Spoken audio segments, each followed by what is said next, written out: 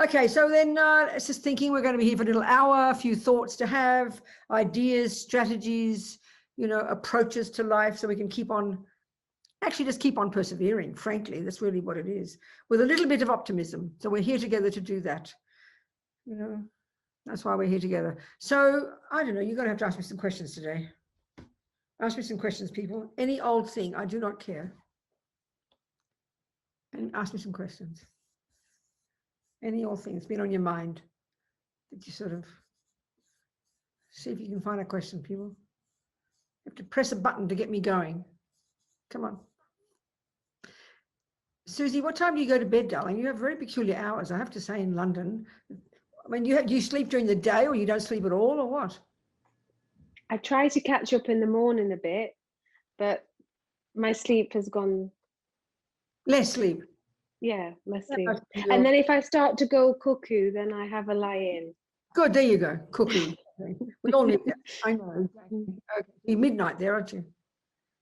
Yes. Isn't it? Good, darling. Good. So come on, anybody got any questions? Ask me, any old thing, I don't care. Venerable Robina, Brian has, I think, one of my favorite questions. He says, he's asking about extreme anxiety and dealing with it. I know, we've got to analyze what it is. I mean, I'm not going to tell you how to deal with it, but I will, but I've got to understand it. See, we have very fascinating views in the West, in the modern psychology, but the Buddhist view is really so very different. It's very fascinating, the Buddhist view, and we only know that if we're going to study it, right? So the thing is, we've all got these three poisons, and this is Buddhist psychology. Don't think of it as religion, okay? It's Buddhist psychology. And he's got thousands of different states of mind, but they all subsume to these three. And it's a very clear, distinct map of the mind. There are the neurotic, deluded ones, the valid, virtuous, appropriate ones, and then the mechanics, like I call it that, concentration, good memory, stuff we all need, So the ones we're concerned about are the first lot, the neurotic, deluded, fearful, and the key word is fear. So we say anxiety, it's another word for fear, isn't it? It's another word to fear, basically. I mean, if you're literally having you don't say I'm having a panic attack, but it's like that. Anxiety is mild. Okay, so the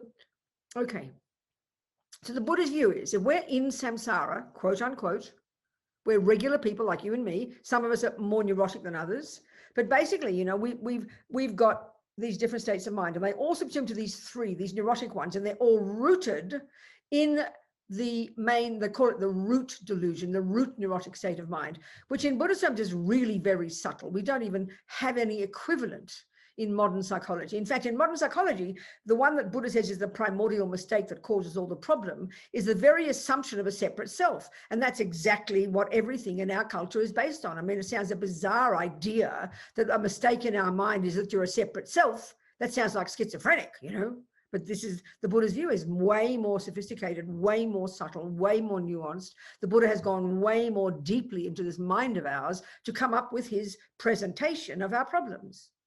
So the first lot, the neurotic ones, we all are intimately familiar, They all boil down to three. So the three, attachment, the two, in fact.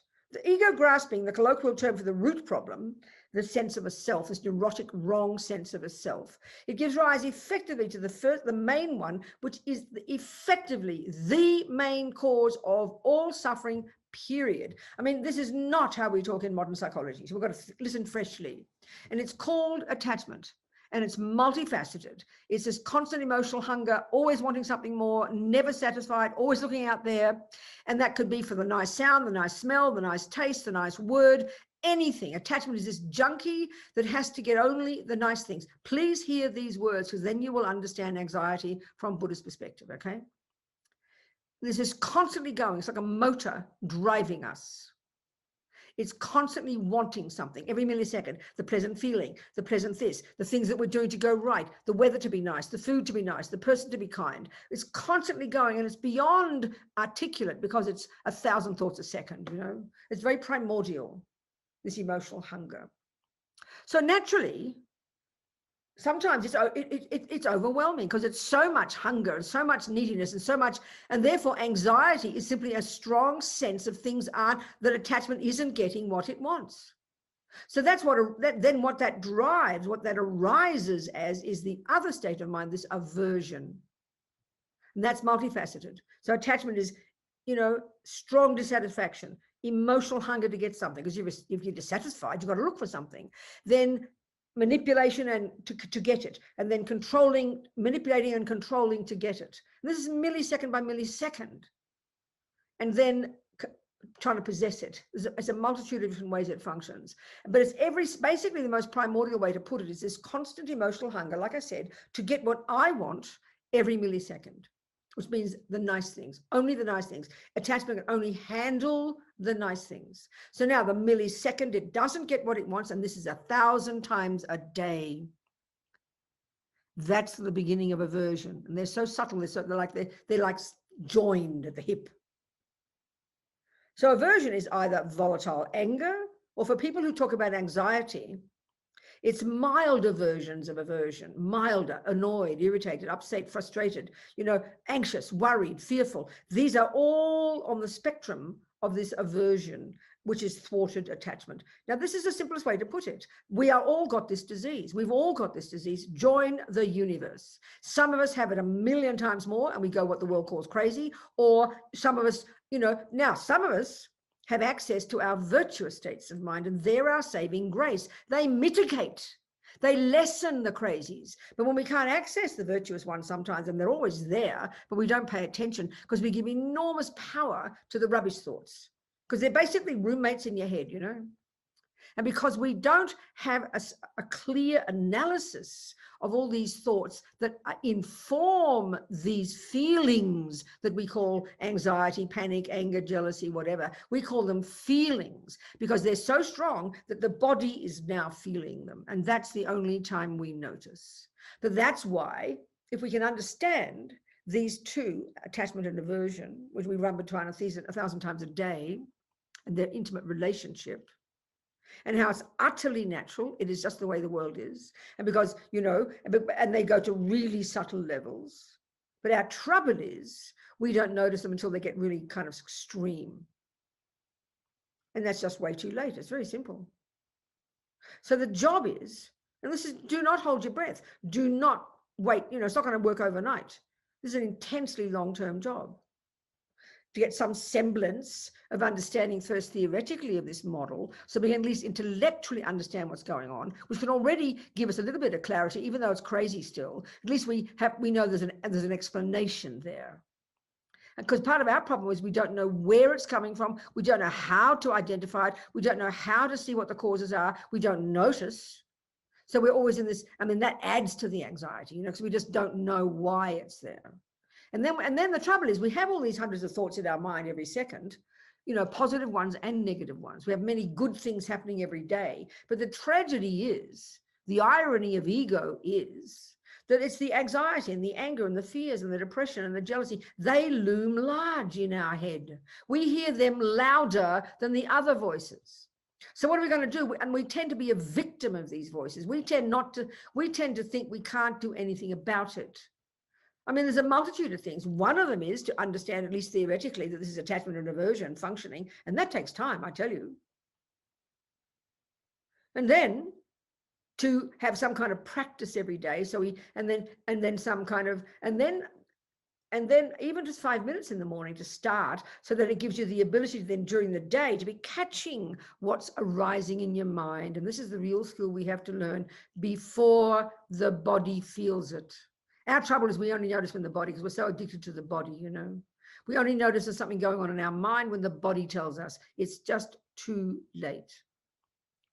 So to notice it in the mind. And then the other thing is, because we can't stand the pain, then our main wish is it will all go away. That's why we start to meditate. We have these bizarre ideas that meditation is an alternative to a pill. It's a method to make all the thoughts go away. It's a method to make all the pain go away. No, it doesn't. In fact, when you start to meditate, it actually makes the pain more clear to you. But because you can begin to understand it now, then what happens is you get braver and you learn to live with it. We can't stand the pain right now.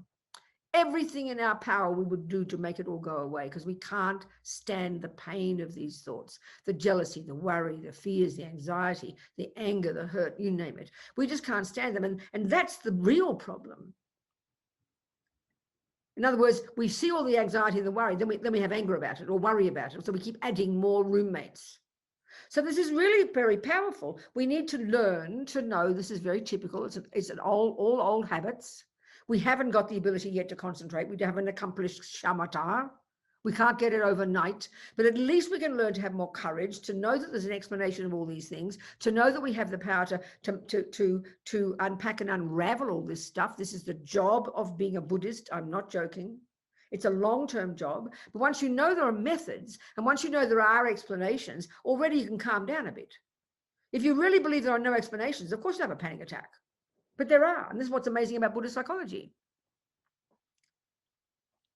So the real one is we have to learn to live with them.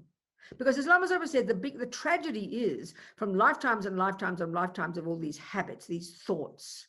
And anxiety is a thought. It's worried about what is happening, what will happen, what might happen, what won't happen. It's all this kind of chewing a bone like a dog, and it's a function of attachment. Anxiety and worry, always worried about things, panicking this might happen, panicking that did happen, panicking that will happen, that won't happen. We're constantly just chewing it, constantly, never stopping these conceptual stories, So we have to hear them. You can't force them away. They're old habits. They've been living here a long time, your crazy roommates. So we've got to learn to, and it's difficult. I mean, you can be doing this for 40 years and it's still difficult, but we're capable. So what's our saving? The part of us that makes us capable and sane and counteracts the crazy thoughts is the good thoughts, but we don't bring them up. They're there, but we take them for granted. We hear all the crazy roommates speaking so loudly and we're obsessed with them.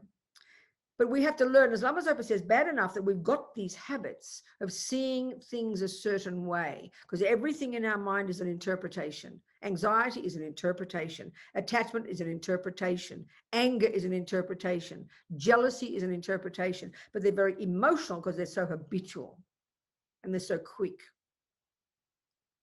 So bad enough that we've got these wrong interpretations about the world, me, events and things. But the killer is my word, that we believe they are true. And this is the tragedy. So when we can start to learn to hear all the crazy thoughts, and then you bring your good roommates out, you bring your wisdom and your intelligence, and you argue. You've got these two little parts of you, your positive thoughts and your negative ones, and you bring your positive ones out and you give them power, and they argue kindly, gently with the crazies. You talk to yourself, in other words, in an intelligent way. This actually is daily practice. It sounds sort of almost silly. Talk to yourself. We are normally talking to ourselves, but it's only all the crazy roommates all having an argument, The good roommates are quiet or asleep, or we don't bring them out. We have to consciously bring out the positive thoughts about impermanence, about how attachment is not the core of my being, about how this is not my true nature, about how I can change my mind. And there are methods. There's confidence and kind of calming the poor anxiety down. That's daily job. You manage to manage your mind. You're managing your crazy thoughts. It's like you're, a parent with 7 crazy children in the house. If you're the wise part, you're the wise one, and you interpret it properly. You understand these kids, and you steady them. This is the job of being our own therapist every single day. So, what do you think? Whoever asked me that, what do you think?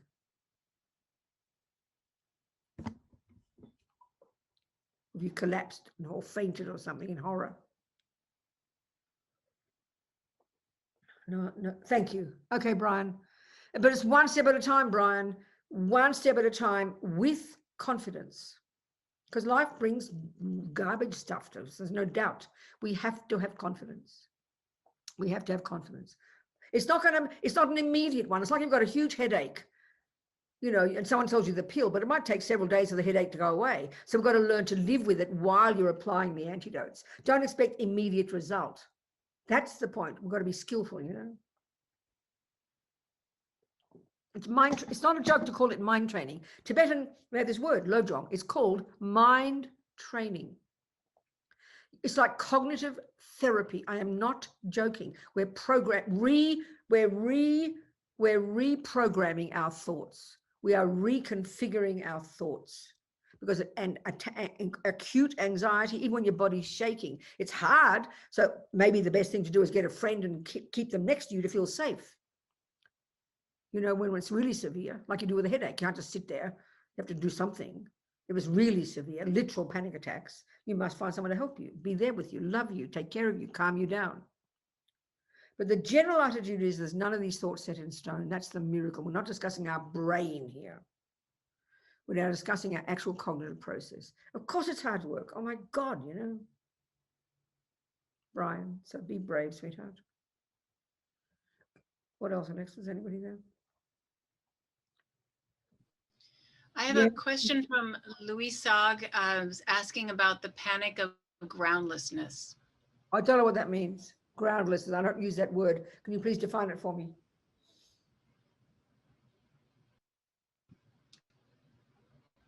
They'll have to answer that. Yeah, I know. Who asked the question? Who asked the question? Louis Sog. No, can you tell me please about what you mean by groundlessness? I don't use that term. Louisa, is it? I don't think they have access to their mic. She said nothing to attach to.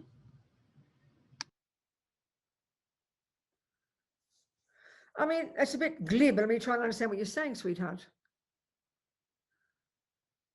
I mean, I don't know where you're getting information from, but I know that different people talk in different ways and different people talk in Buddhism in different ways, but these aren't the terms that I would use and the words I haven't heard these from my lamas. But let's analyze based on your words. Let me see if I can understand. So Buddha's telling us that, you know, everything exists. The world exists, cakes exist, people exist, handsome boyfriends exist, you know, ugly ex-boyfriends exist. They all exist, things exist. So our job is to reinterpret everything, that's all. The world is full of things and people and events. There are wars and babies dying and good things and bad things happening. This is a conventional reality. So saying groundlessness and then saying not attached to anything sounds like nihilism to me. It sounds like you're chucking the baby out for the bathwater. No wonder you're having a panic attack. I would too. There's another way of putting it, that, you know what, there are things that go on. There's two things happening. Every second, there's something going on in front of us, isn't there? People, the weather, this, that, food, blah. Every second of the day, stuff is appearing to us. And then there's our mind interpreting it. Our job is the mind to change the interpretations. So the interpretations of what's out there, the Buddha says, are the cause of our pain: anger, attachment, jealousy, depression, no self-esteem, arrogance, you name it. It's not complicated. These different viewpoints that we have through which we see all the events of the outside world. But then we've got love and kindness and intelligence and reasonableness and forgiveness and all these other positive thoughts. Well, our job as a Buddhist is to lessen and stop believing in and lessen the neurotic interpretations: attachment, anger, jealousy. But when you give up attachment, it doesn't mean the cake disappears. The cake doesn't turn into nothing. There's still a cake on the plate, but you can change your interpretation of it. There's less grasping at it to get it, because, you know, attachment thinks there's a delicious cake on that plate that definitely will make me happy when I get it. So the thought of not getting it freaks us out. But we change our interpretation. The cake's still there, but you put your new glasses on. You put your wise glasses on. You put your reasonable glasses on, and suddenly the cake, you eat the cake, you'll even enjoy it more because you're not grasping at it. So that's another way of putting what I'm suggesting you're asking, and I don't use those words. So, you know, so don't throw the baby out with the bathwater, darling.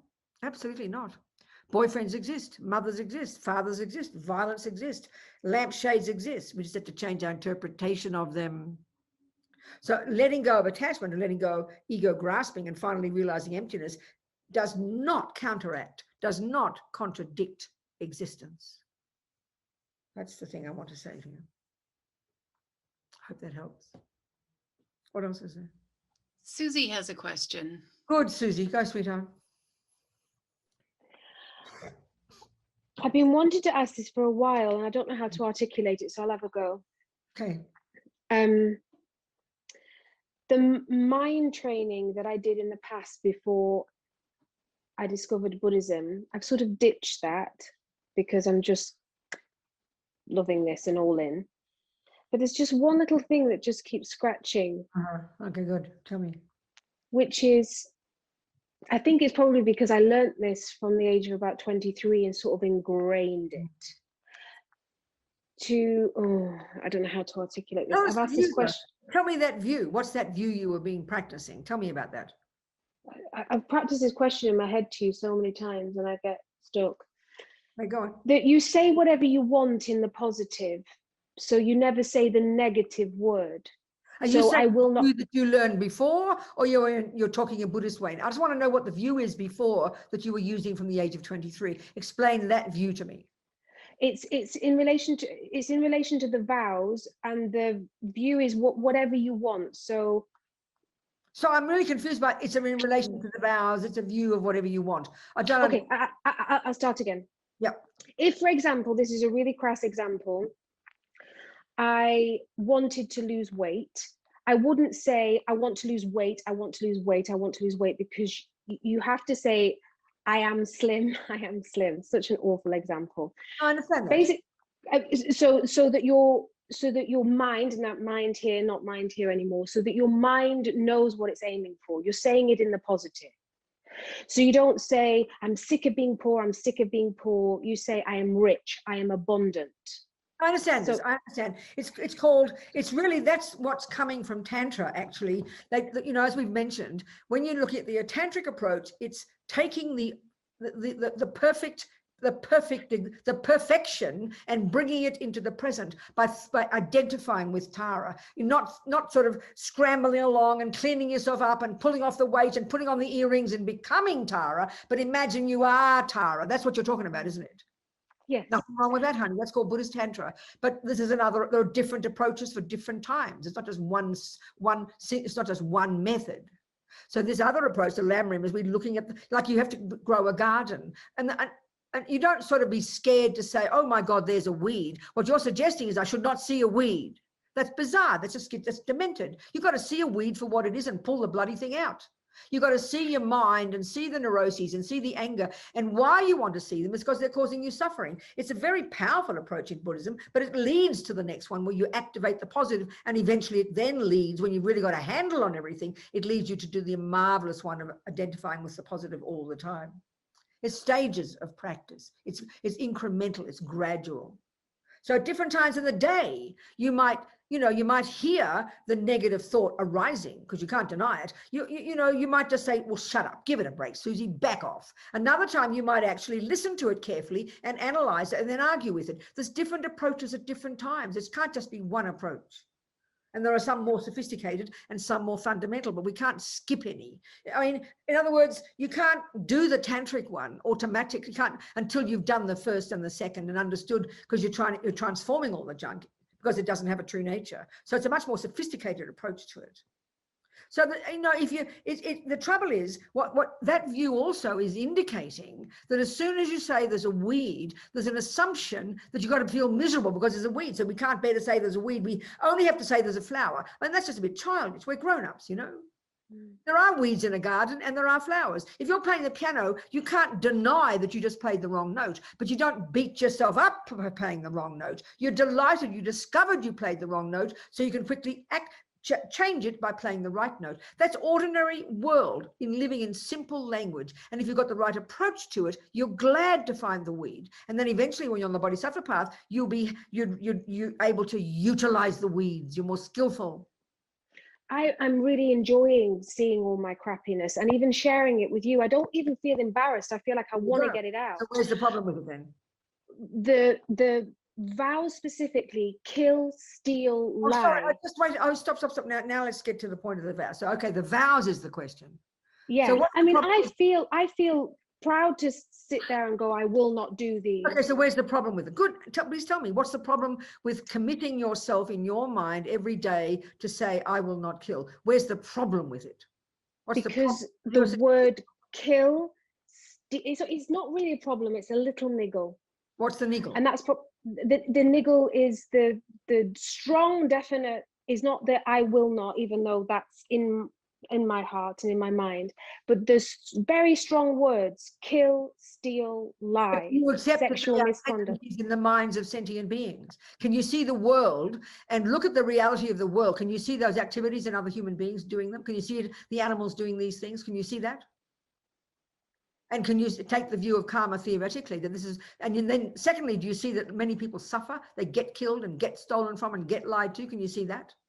Mm. Well, okay, Buddha's view is that this is why, because they've done those things before. So to program your mind with a thought not to kill and not to steal and not to lie is the most intensely marvelous, optimistic, positive practice. It causes. No, I'm sorry, I'm not asking it very, very wisely, because I know that I know that, and I feel that. Say it again, Susie. Where's the problem? Because I don't want to program my mind, because of my but you own do thing. want to program. No, you're mistaken. You No, do I do want to program your mind. So I do want to program it with not doing it, absolutely. Right. But I'm scared. I'm scared that my mind hears the negative and programs just the kill, steal. That means you're so superstitious, you're so neurotic that you look at a weed in the garden and you're too scared to call it a weed in case you start getting attached to weeds. You are ridiculous. Okay, thank you. You're a grown-up, Susie. You're a grown-up. You're a big girl. Many people talk that way. You know, if you say the word this, you'll suddenly make it happen. That would be superstition. That's superstition. Because when you understand emptiness, honey, they are both interdependent. They're both dependent arising and they're both empty. So you have courage to see them for what they are. One causes suffering and one causes happiness. Of course, you're going to choose the flowers over the weeds. And you're happy to discover the weeds. And you're delighted to pull the weeds out. And every time you pull a weed out, you leave space for another flower. So be brave. Don't be superstitious. That's superstition. I've heard this view before. Now I hear it. It's superstition. Thank you. So think about it. And if it still niggles, keep working on it. It's okay. No, it doesn't. And to be honest, in a way, I trusted it, but it just kept coming back. And I understand that. I hear it, darling. I hear it. So just have to understand more how the mind works and you know, and again, it's like, you know, if you, like I said, you know, before I used the example of vows, if you're driving a car, learning to drive a car, and you wrote down all the things that you know you must vow absolutely not to do, it's part of your training. You don't just say, oh, I will stay in the right lane. You're implicitly saying, I must never go into the wrong lane. I must never go over the speed limit. And that protects you. It guides you. It's protecting you, but it trains the opposite until eventually you're programmed in it. Don't get scared. I mean, that's superstition. I've heard that view before. Now I understand it. That's just superstition. It's seeing things as too concrete. And it is just a tiny thing, because there is a really empowered deliciousness in saying it as well. And anything that irritates like that, I want to just... I understand, but it's good to analyze it. Doing it. It's perfect. So it's great. It's a good point. Thank you. Thank you, precious. What else, people? I have a question from Asha. It says, good, darling. At the time when the mind is in the state of anxiety, fear, depression, thoughts, it's hard to switch the mode and think positive thoughts because the mind and body are paralyzed at that time. So how do we train our mind to ignore the negative thoughts, anxious, fear, worry, sadness? You can't ignore them. You can't. It's too hard to ignore them when they're all screaming. That's like you got to, I mean, I use the analogy of your head being full of roommates, okay? And it's a good one. And they're very old roommates. And when they start, like imagine living in a house of 50 crazy roommates and you're saying, I'm trying to ignore them. Yes, eventually when you really start to practice, you are able to ignore them. You are able to interpret them differently, but we've got to go one step at a time. We've got to go one step at a time. So if you're so overwhelmed by the depression or the anger or the fears, one of the first things you do, go find someone to hold you. Go find someone to talk to. Go find someone to keep you hold your crazy emotion. We need good friends, you know. We're not meant to be sort of Spartan here. We're not trying to prove anything.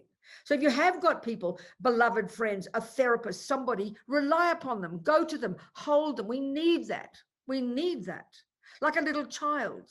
When you're little, even when we're older, look what we do. Think about this. When something goes wrong and you're having a panic attack, like when I was a kid and my sister Janet would, because I'm cross-eyed, right, without my glasses, and you can't tell now, but my eye would go right in. And my sister Janet, all she had to say was cock eye. And that was the end of me. I was destroyed.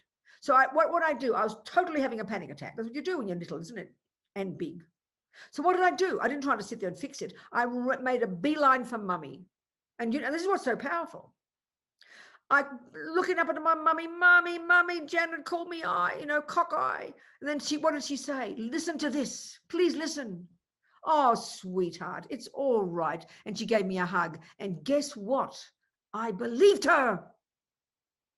So if you can't access your own virtue, to be your own mother, to say it's all right, Robina, you'll be okay, and you help yourself through it by your virtuous thoughts, which you have confidence in, your clarity, your wisdom, your knowledge, your ability to know that these deluded thoughts do not define you. They are not in the core of your being. They are not in your true nature. That the other virtuous thoughts are like your mother calming you down. If you can't do it yourself, find a friend. And if you can't find a friend, then you just have to keep telling yourself, we've got the ability to do it. We've got to use these other parts of our mind. But our trouble is the bad roommates start shouting so loud. We just believe everything they say, and we suck into them, and we can't even argue with ourselves. That's the real skill that we need to learn, to use intelligence within us, our other roommates, to argue. And to the degree that you know any Buddhism, and that's all Buddhism is the tools that you're using, the attitude, the impermanence view, the karma view, the view about what the mind is, the view about emptiness, the view about bodhicitta. These are the tools we use to argue with the crazies and having kindness to ourselves, not being mean to ourselves. And if you have to take a pill, take a pill. Do whatever we can. But the view that this is not who we really are, that one alone is so profound. And sometimes, like pain, you've got a headache and the pill doesn't work, and many people live in pain. We have to learn to live with it. And what does that mean? We have to learn to interpret the pain. So whether the pain is depressed thoughts or whether the pain is a pain in your ear, you reinterpret the pain. You reinterpret those thoughts. You reinterpret the scenario. You reinterpret the pain. This actually is Buddhist practice, reconfiguring your conceptual stories. But we buy into them. We define the whole of me. I am depressed. I am a nightmare, a disaster, this, that. That's when we go crazy. That's when we collapse, We have to learn to hear them. We have to learn to know that they're over-exaggerations. This is the whole point about depressed thoughts. Depressed thoughts is just internalized anger. It's saying, I am nothing. I am a creep. I am nobody. Nothing is worthwhile. It's simply not true. What's anger? He did this and he did that and he is evil and he is this. It's not true. You're exaggerating. Depression exaggerates your ugliness and hopelessness. Anger exaggerates somebody else's. The delusions have the function of exaggerating. So it's hard work to reconfigure them and think of them and argue with them. Be reasonable. Use your reasonable virtuous states of mind. This is the difference between animals and humans. Animals cannot even access a single tiny virtuous thought. They live in the nightmare of the fears of all these delusions. And fear is the character of all the delusions. So if you can't make that pain go away, you have to navigate it. You have to go to bed. You have to do something, distract yourself, but know it'll pass. The same with your thoughts, You kind of be your mother, be your own mother. Bring the virtuous thoughts out and be kind to yourself. It's okay, Robina. You'll manage it. It's all right. You're okay. You talk to yourself like this. I'm not, it sounds so like Pollyanna. It's not, it's profound.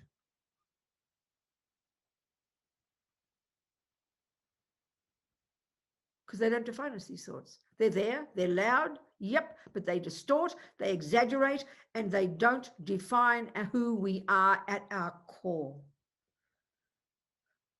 It's like you see weeds in the garden and you panic. Well, you know that you can pull them out. It might take you a while, but this is the trouble too, because we believe these are at the core of my being. This depression is real and permanent and will never end. That's not true.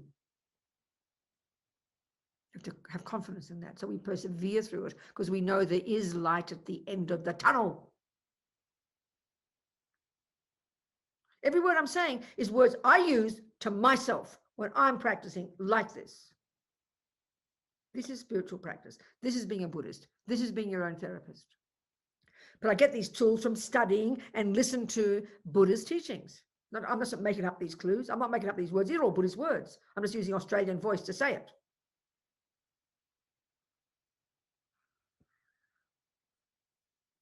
What do you think, sweetheart? Yeah, thank you so much, Venerable Robina. What do you think?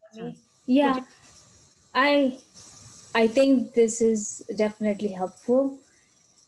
Like when I'm in conscious state of mind, I understand, but to implement it in that particular, when you are in that particular state, is difficult. It's because you forget. That's right. Precisely. You are so succumbed. That's right. Believe. That's right, Asha. That's exactly right. So how do I make myself you keep aware of it? One step at a time. It's like you're saying to me, I've been playing the piano and I keep making mistakes. I keep playing the piano and I keep making mistakes. I keep playing the piano and I keep making mistakes. What is the solution, Asha? Tell me. I mean, literally, what is the solution? What is the solution? Keep playing piano and think positively. I will get better. No, stop. No, more than that. Way more than that. This is not just cross your fingers and hope for the best. I'm talking in a very casual way, but I'm speaking very accurately Buddhist presentation of how the mind works. So that we're sort of here using the analogy of piano. Instead of Bach's music, which is the basis of what you're doing on the piano, you're using Buddha's music. So you can't just keep trying to play Bach if you never look at the instructions.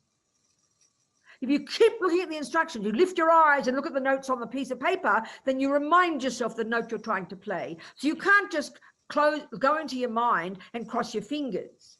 You can't just go into the garden and cross your fingers and hope you'll recognize a weed or a flower if you haven't learned botany. You can't just cross your fingers and hope you'll play Bach if you don't have Bach's music. And here, honey, you can't just cross your fingers and hope you'll sort of sort your mind out if you don't have a model of the mind to use as your basis for interpreting your mind. And here we're using Buddhism, and it is a very precise model of the mind.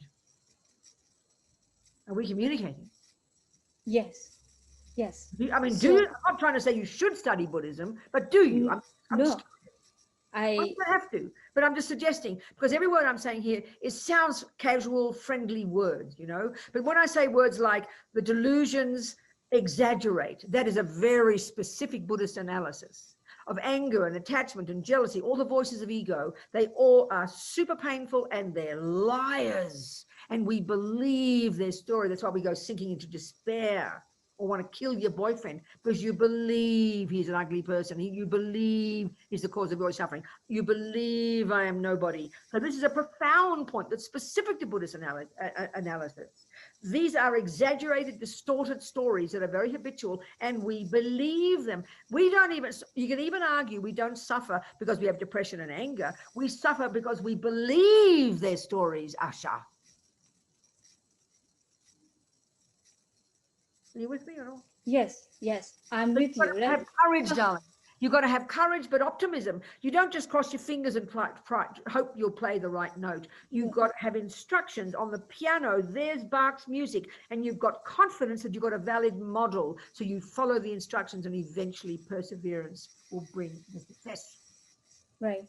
So I think, honey, wait, the Buddhist point is, and this is extensively dealt with in the literature, sweetheart, that is not physical, it is not set in stone, and we can learn to become familiar with all the conceptual stories raging on in our head, and we can start to unpack and unravel them and deconstruct them, and then reconstruct the scripts in our own mind in order to become more wise and more kind and less neurotic and less depressed and less jealous. We can learn to play music. There are methods.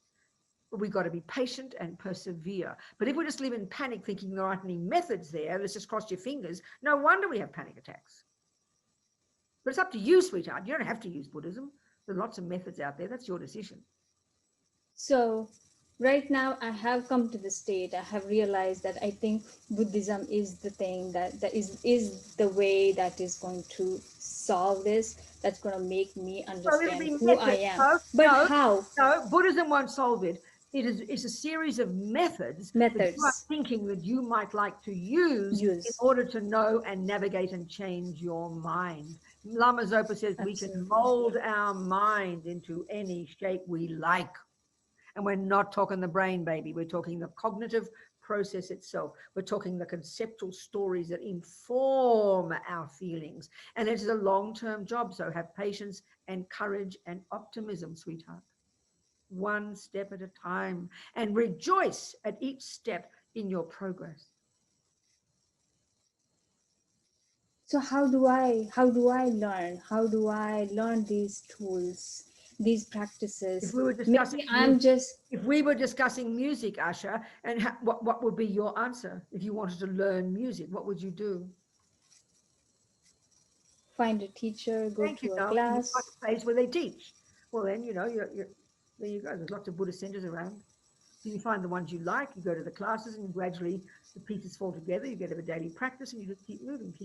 But you're the boss in this. You have to find, there's millions of stuff out there. But you've got to check, use your noggin properly, use your intelligence, find this one, check this one, try things out, listen carefully, study the teachings, and just see where it takes you, sweetheart. You're the boss of this process. Thank you. Where do you live, darling? I live California, San Jose. Okay, good. All right.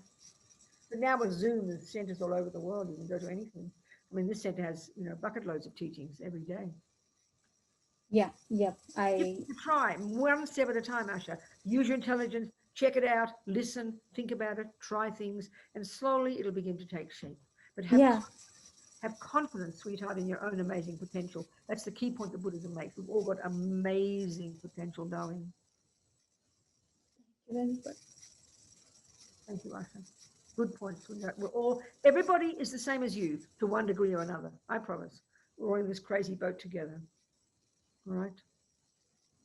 It's like I want to learn now, but I feel like I'm just like a blind student, haphazard, read this, listen to this, listen to that. And I'm like, I wish there was one school, I register, I go to the class because I want to learn. And I just don't know where do I go, because, and I'm very thankful that all the teachers are available and you all are providing so many teachings. So you mean you, at this moment in time, right this second, you're not sure what your next step is. Is that what you're saying? Yeah. Because I'm just reading here and there and watching YouTubes here and there, and I don't know where do I go? So what do you think you should do? I mean, as it's your life, I'm not going to tell you what to do. I've already given you advice. What do you think you should do after this next step? What do you think you should do, darling? What's your next step? Do you think what it could be? What do you think? Reading. I'm listening to more and more YouTube videos. But maybe just like you said, is maybe you're overwhelming yourself. Do you actually go to physical classes like this where you talk to people and they lead a meditation or they give advice? Have you stuck to just one for a while?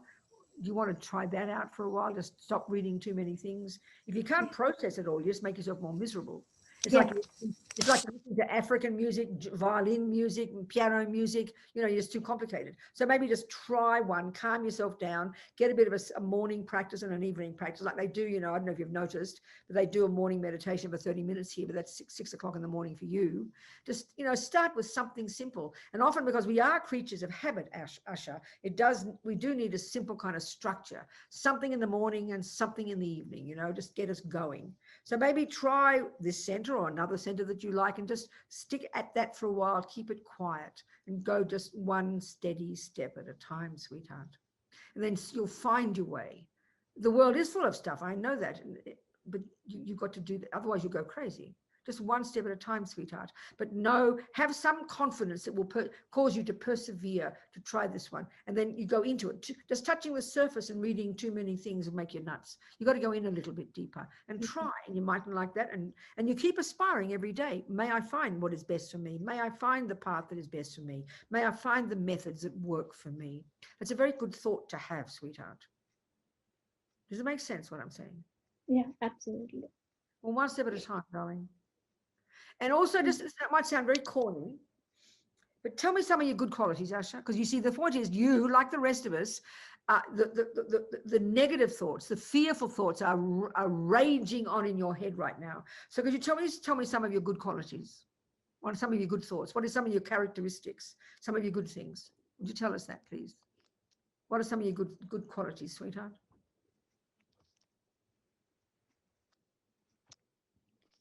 Good mom. What, darling? I think I'm a good mom. I'm a good You're a good wife. mom. That's incredible. How many babies do you have? 2. And you have a husband as well, or just you on your own? Yeah, no, my loving husband. You have a loving husband and 2 children, and they're not crazy kids. They're nice kids. Very nice kids. Do I you have work? everything. I have enough money. I have enough food. I have I good understand. house to So live in. this is okay, so what are some of your good qualities? Not outside. What's Yeah, inside? no. What are some of your qualities? I'm a very loving person. I think That's incredible. You're patient, right? Aren't you? I'm very patient. I'm Yeah. forgiving. I'm helpful to my friends, my Yeah. family. Good.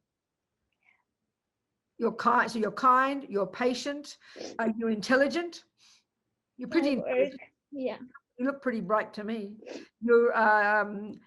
So you've got all the right qualities. You've got all the qualities there, but the ones that are looming large for you right now are what? Despair, hopelessness, fear, anxiety, worry. Would you say like that? I feel What, sweetheart? I feel everybody else is better than me. What, darling? I Say it don't know again. why. Say it again. What? This is important. I want to hear this again. It's really important what you're saying. So tell me again. You think what?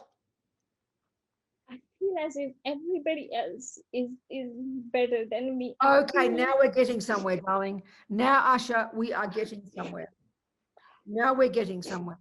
Sorry, I'm sorry. Don't be sorry. This is good. Now we're getting somewhere. So the Buddhist analysis of this is the suffering of always being dissatisfied. Because you just said you checked all the boxes. It's not meant to make you feel bad, but this is the disease we all have. We can be, you've just said you've got good qualities. You're patient, you're loving, you're kind, you're intelligent, which is pretty incredible to say that. You've got good ethics. You don't kill, you don't rape, you don't steal. This is like a rare gem on this planet. You have beloved husband, you have 2 children, you have money in the bank, you have good friends. In other words, you tick all the boxes, but this is the point, Asha. But there's a deep feeling in you that no matter what you do, it's never enough. No matter what you achieve, it's never enough. No matter what you get, it's never enough. Join the universe, baby. This is the deepest pain of attachment. And it's just the aching pain of it. And this is how we all are. No matter what we achieve, we always see what we haven't got. And that's just the default mode. So darling, if you just thought about this, it's very deep inside you. I can see it. It's really real for you. But this is what I'm trying to say. The Buddhist analysis of all these unhappy states of mind are that they exaggerate. So you are clearly, and don't feel mean about it. Don't be guilty. But these are very old habits, and all the neuroses, the delusions, they exaggerate the actual status. So the reality is, it's sort of like Lama Yeshe would say, we have to practice being content. And that sounds so silly to us. So it's almost like Asha has to say to herself, well, I know I feel like I'm hopeless. I know everybody else feels like they're better than I am, more beautiful, more talented. I know I feel this and that, but it's not true. I'm actually doing okay. But we never think those thoughts, Asha. And this is not just meant to pat you on the back. This is a real powerful method of counteracting those very deep habits in you, precious girl, which you probably practiced all your life. And also because you're probably a good girl. You've pleased mummy and daddy all your life, right? And you always want, you're trying to be a good girl, and you are a good girl. You have been a good girl. But, maybe the irony of all of our egos is we over exaggerate. I mean, the example, the attachment to be seen as a good girl is a very strong one. And that's causing the pain in you, because you can't even hear what you want. You're so happy, many of us are like this. You're so addicted all your life to do what you think other people expect you to do the right thing and be the right person. Are we communicating here? So, therefore, that's why you think you're so confused, and you read a book, you don't know what to do. You hear something, I don't know what to do. Well, you've got to start trusting your damn self, Asha. And stop trying to be such a good girl to have everybody think you're so perfect. We all have that. And this is this very subtle attachment, It's very subtle because it seems like it's a virtue, but your goodness is your goodness, but your neediness and your attachment to be seen as good, we don't even notice it, darling. That's what's dragging you down. So you're always judging yourself in relation to others, but it's just not accurate. You just stop being accurate. One of the things about love and kindness and wisdom, at least they're reasonably accurate states of mind. That might take time to see. The Buddhist analysis of the mind is quite specific, but you're believing in the bad stories, I mean, and everyone's got a variation of those, but you're not as bad as you think. Now, the thing is, I'm telling you this not to make you feel good. Based on my observation, based on what you've told me, you are grossly exaggerating. It's sort of like you're playing the piano and you're really quite good at it, but you're convinced you're a disaster. So then, and the irony is, I'm telling you, you're actually a pretty good piano player, but the instinct is to not believe it, isn't it? The instinct is to not believe it, isn't it? And that's the powerful thing we all have to learn to do, darling. So you've got to have this kind of, it's like humility. You check yourself. You think, I am this, and I do have this, and I'm not too bad, and I tried this, and I am loving, I am kind. But we've got to see this deeper one, this dissatisfaction, this painful neediness all the time to be seen as a good girl, all the time. And it's so subtle, though, darling. Since you're born, we're doing this, and we're all the same. It's quite hard. So you've got to learn to be satisfied with who you are. And who's going to tell you that you're okay? I can tell you 27 times. Your husband can tell you you're gorgeous. Your children can show you they love you, but you have to start believing in it. And that's very real practice, sweetheart. A little bit every day. Doing a bit of an assessment of yourself, ticking the boxes. I am this, and I could be better at this, and I could be better at this, but I'm pretty good at this, and I'm not bad at this. So I'm going to try to start. It's like praising yourself. Don't have to say those words, but learning to be content with where you are now. It's a very powerful practice, sweetheart. So try that, a little bit of that every day, and stop running around to every course and every Skype and every book and every video. Just keep it simple. Read something simple in the morning, and then something simple in the evening, and then check your mind throughout the day and go one step at a time. Keep yourself steady, sweetheart. And you will find what works for you, sweetheart. You really will. What do you think, Asha? Yeah, I agree. And I also feel that I think what you were talking about, attachment, and also like another neurotic emotion about, comparing yourself, judging yourself. And Yes. and I think that is greed also, frankly speaking. I don't want to have it, but I don't know, the mind is playing in me, That's right. or Yeah, somebody else is I understand. better than me, I earning know. more It's a money very than deep me. one. It's It's basically, yeah, it is. It's kind of, it's either, you see, it's that sort of low, it's called low self-esteem. And this might sound a bit shocking. It's the flip side of pride and arrogance. If you have arrogance, you think you are better than everybody else. You're all puffed up, but now you've deflated, and now you're all puffed in, and I am not as good as other people. It's the flip side of arrogance, darling. So the humility is to be content with who you are, and you praise yourself. You stop wanting everybody to praise you and make you feel like you're good. You need to decide that you are okay. You have to learn to be your own boss. And that's a really profound humility. Be content with who you are. And the fact is, and it's but what you're describing is really, really common, sweetheart. So go one baby step at a time. Give yourself a little pep talk in the morning. Do your best to watch your mind. Say check yourself. I am doing my best here. I am doing best. I could do better at this. I am doing this. And you could definitely get better at having less having less self-negative hate thoughts. You could definitely improve in that one. So think, I'm going to do my best to try to be satisfied. And a very powerful antidote. If you see somebody who's better than you, whether it's one of your girlfriends or whatever, one of the mothers or whatever, I tell you another attitude, because you've got a good heart, is you go, I'm delighted for them. I'm so happy they're happy. Just change, those words are very sweet, and you rejoice in that person rather than pushing them away and feeling separate and taking that person personally. Because that person is exactly like you, baby. They probably think you're better than they are. Everybody feels that. That's why we're so crazy. So rejoice in other people. Be happy for them. Don't say, yeah, they really are better. No, just I'm happy for them. And I'm going to be happy with who I am. And you've got to train your thinking in this. This is really what we have to do, to train ourselves to think differently. We've got to catch it, Asha, instead of just believing in the other story. Don't just leave the other story there. Argue with it and come up with an alternative. And slowly, this will pick you up. I promise you. And then do some practice. Maybe you like one of the mantras, you know, come to the meditation, some of the meditations here, they have things all day, every day. Just check a couple, but stick to one place for a while and do a little bit of reading. Don't just read everything and greedily look around. It won't make you happy. It'll just make you more dissatisfied. Just choose one and see how it takes you, sweetheart. Connect with some people and see how it goes. What do you think, Asha? I think that's very, very excellent advice, right? Good. We have so much, but That's go right. slow, stay Yes. with one, And go have deep. confidence in your good qualities, and you must speak them to yourself. You must have the courage to say them. I am kind. I am doing this. I am doing my best. Some people, they're also happy, but I'm content with who I am. And then there's space in your heart. You have to practice this every day, like the piano. It doesn't come overnight. Do you understand, darling? One step at a time, sweetheart. Yeah. Thank Good you job. so much. Thank you so much, Asha. This is for everybody, okay? We're all the same, one way or another. All right, darling. Time to go home. Thank you. Glad to finish with that. Very good. Thank you, dearest. Much love, everybody. Jangchub, Semchog Rinpoche, Makye, Panam, Kye Yuchi, Kyepa, Nyampa, Mepa Yang, Gongne, Gondu, Belbashok. So may compassion and wisdom. This is wisdom, Asha. It's wisdom brings us contentment. So all of us be content with what we are, be happy with who we are. We've got to go further. Like you're in grade 1, you don't keep saying, oh, I'm only in grade 1. I wish I was in grade 2. You get to grade 2. Oh, I'm only in grade 2. Then I get to grade 3. This is the problem, Asha. And now you're in like grade 497. Oh, I'm only in grade 497. I wish I could get to grade 498. You've got to be happy with this grade, baby. And then you'll go to the next one. You've got to learn to be content, sweetheart, by saying the words. All of us. Okay? Good night. Thank you, darlings. Much love.